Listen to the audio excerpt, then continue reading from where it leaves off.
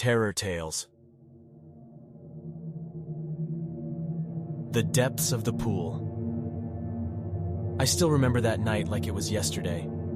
My friends and I decided to go to the community pool after hours to have a little fun. It was a hot summer night, and the water felt refreshing against our skin as we swam around under the stars. We were laughing and joking around, enjoying the freedom of being alone in the pool. But then, something strange started to happen. The water started to get colder, and the sound of our splashing became muffled.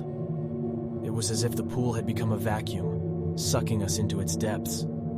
I tried to swim to the surface, but it was like I was swimming in molasses. My arms and legs were heavy, and I couldn't seem to reach the top. Panic set in, and I began to thrash around trying to break the surface tension. My friends were in a similar state, struggling to keep themselves afloat. That's when I saw it. A dark shape moving under the water, heading straight for me.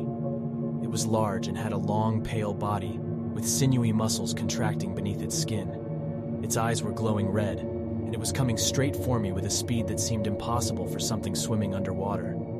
I couldn't scream. It was like something had a hold of my vocal cords and was squeezing them shut. I tried to swim away, but the creature was faster than me. It was almost upon me when suddenly, it veered off to the side, heading for one of my friends. I watched in horror as it wrapped its body around her, dragging her under the water.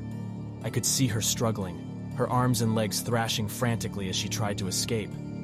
But it was too late. The creature had her in its grip, and there was no letting go. The other two of us managed to make it to the edge of the pool, gasping for breath and looking back at the horrific scene unfolding in front of us. We could see the dark shape writhing and thrashing under the water, enveloping our friend in its grasp. But then, just as suddenly as it had appeared, the creature vanished. One moment it was there, and the next it was gone. Our friend was nowhere to be seen, and we were left alone in the quiet, still pool. We called the police, but they never found any trace of our friend. They said there was no evidence of anything unusual happening in the pool, and that we must have just imagined it all. But I know what I saw that night. The creature in the water was real, and it had taken our friend from us. Ever since then, I've been afraid of swimming in pools. Even the sight of a dark shape moving under the water sends shivers down my spine.